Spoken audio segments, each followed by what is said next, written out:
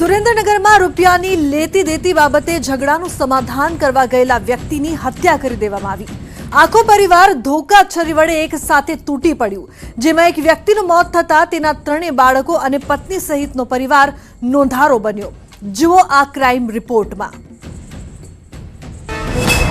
તારીખ 22 જૂન 2022, 50,000 રૂપિયા બાબતે હત્યા। ઝઘડાનું સમાધાન કરવા જતા કરાઈ હત્યા। કમલેશ પનારાની કરાઈ હત્યા।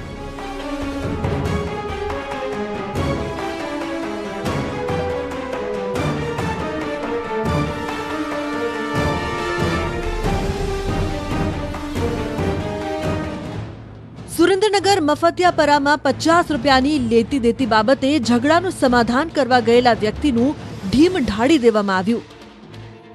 બનાવની વિગતો એવી છે કે વઢવાણ દૂધની ડેરી પાછળ રહેતા સંજય પનારાને ભાવિન કોડી નામના વ્યક્તિ પાસેથી 50,000 રૂપિયા લેવાના હતા, જે બાબતે ઘણા સમયથી બંને વચ્ચે માથાકૂટ ચાલતી હતી, જેમાં ભાવિને તેના બે સાગરીત રવિ ઉર્ફે ટકો અને રાહુલ ઉર્ફે ભાણાએ મળીને રાતના સમયે મફતિયાપરા નજીક સંજયને છરીના ઘા મારી દીધા। એક ઝઘડો થયેલો હતો જૂની બાબતમાં, રૂપિયાની લેતી દેતી બાબતમાં। આ ઝઘડાનો ખાર રાખી સંજયને એકાદ કલાક પહેલા માર મારેલ।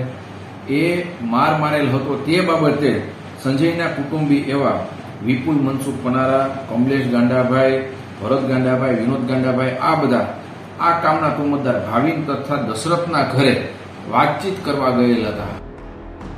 સંજયને છરીના ઘા માર્યાની બાબતની જાણ સંજયના પરિવારને થતા તેના પરિવારના સભ્યો ભરત પનારા, વિનોદ પનારા, વિપુલ અને કમલેશ પનારા સહિતના લોકો ભાવિના ઘરે સામે ચાલીને માત્ર સમાધાન કરવા ગયા હતા, જ્યાં ઉશ્કેરાયેલા ભાવિન, તેના સાગરીતો અને તેના ઘરના લોકોએ ધારદાર હથિયાર ધોકા વડે ઘાતકી હુમલો કરતા સંજયના કાકા કમલેશભાઈ પનારાની ગંભીર ઈજાઓ થઈ હતી, જેથી તેમને હોસ્પિટલ લઈ જવાયા હતા, જ્યાં ડોક્ટરે તેમને મૃત જાહેર કર્યા હતા।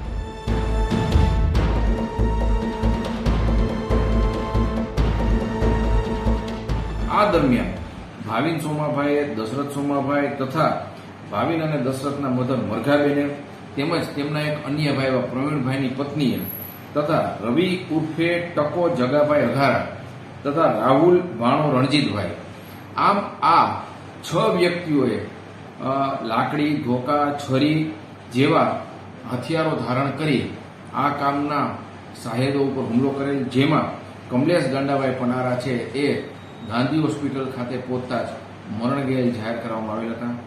મારા ભાઈ છરી મારી, તમે અમને પૂછવા ગયા શું લેવા કર્યું તો સીધા મારા કાકા આગળ હતા ને એમને સીધા ઘાત કરવા માંડ્યા। એને છરી ગોદો સાધ્ય માર્યો ને પડખામ માર્યો ને એમાં એક જણા જાયલો, એમને હું ઊભો કરવા ગયો ને એ કહે તો એક ધોકામાં એક આયા માર્યો છે ને બે ધોકા આયા માર્યા છે। રૂપિયાની લેતી દેતીમાં નિર્દોષ એવા કમલેશભાઈ પનારાનું મોત થતા તેમના 3 બાળકો અને પત્ની સહિતનો પરિવાર નોંધારો બન્યો છે। પોલીસે ભાવિન અને તેના પરિવાર સહિત કુલ 6 લોકો વિરુદ્ધ હત્યાનો ગુનો નોંધી આરોપીઓને પકડી પાડવા ચક્રો ગતિમાન કર્યા છે। અક્ષય જોશી, ન્યૂઝ 18 ગુજરાતી, સુરેન્દ્રનગર।